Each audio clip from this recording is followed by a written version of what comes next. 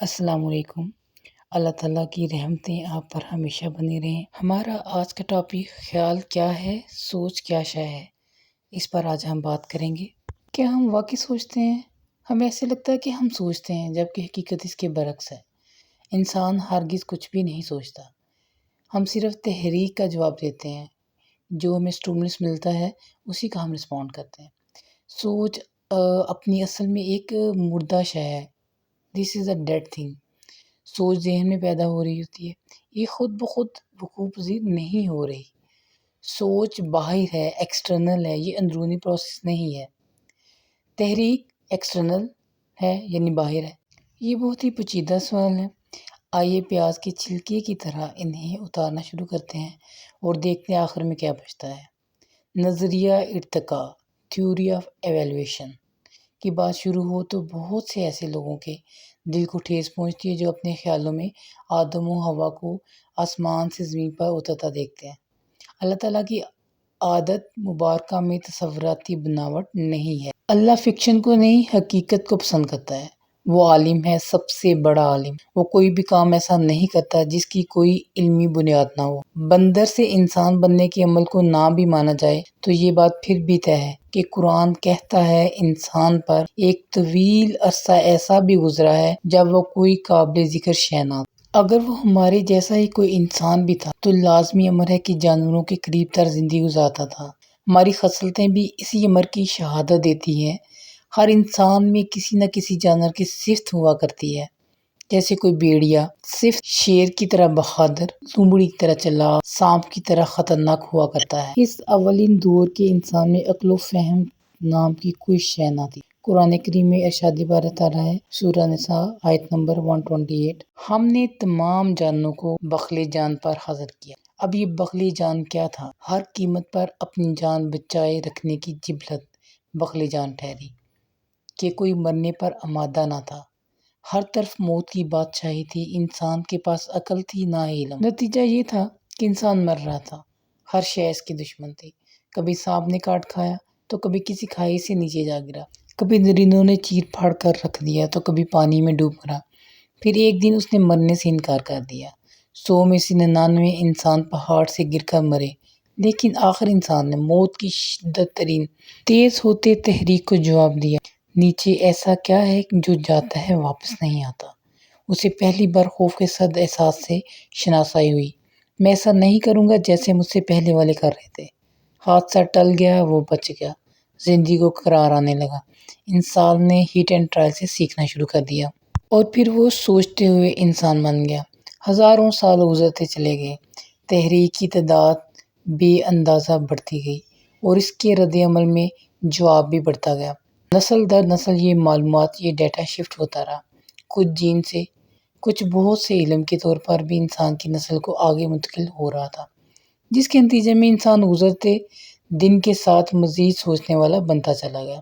اسی دوران خالق کائنات نے آسمانی کتابوں کو انبیاء، رسولوں اور پیغمبروں کے ذریعے اتارا، انسان کو وہ سکھایا جو وہ جانتا نہ تھا۔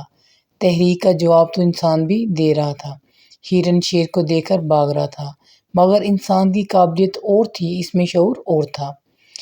سورہ دہر آیت نمبر 2 میں اللہ تعالیٰ نے فرمایا ہے، بے شک ہم نے انسان کو ایک مرکب بوند سے پیدا کیا، ہم اس کی آزمائش کرنا چاہتے تھے، بس ہم نے اسے سننے والا اور دیکھنے والا بنا دیا۔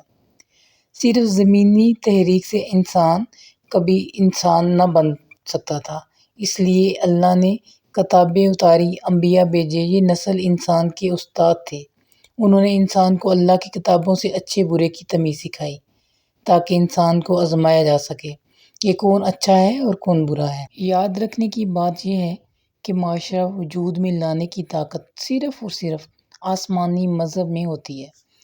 اگر الہامی مذہب نہ آئے تو معاشرہ کبھی وجود نہ پا سکتا تھا۔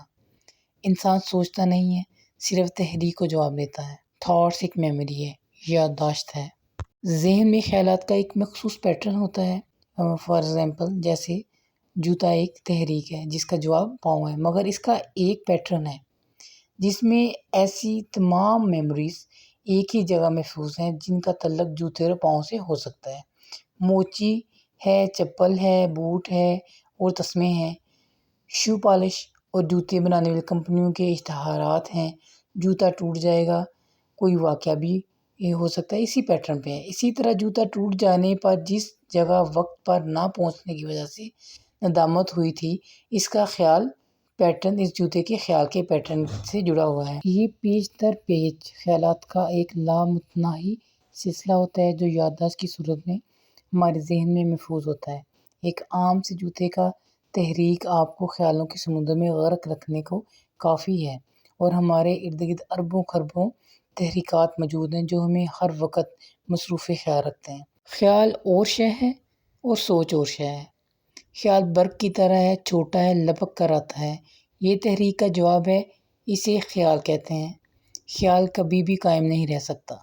Thought is not self employed at all, یہاں تک کہ آپ اسے قبول نہ کر لیں، آپ کے قبول کرتے ہی خیال سوچ میں تبدیل ہو جاتا ہے، اور اسے سوچنا کہتے ہیں، یعنی کہ تھنکنگ کہتے ہیں۔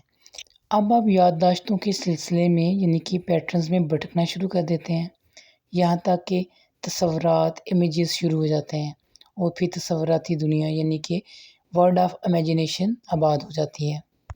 انسان اپنے خیالوں سے سوچتا ہوا تصورات کے جہان آباد کر لیتا ہے، لوگوں سے بدلے لیتا ہے، گزرے ہوئے واقعات کو یاد کرتا ہے، دہراتا ہے، خیالی کامیابی کے جھنڈے گاڑتا ہے، محبوبہ سے ملاقاتیں کرتا ہے، اور اپنی سوچوں میں امارات کی بلندیوں تک جا پہنچتا ہے۔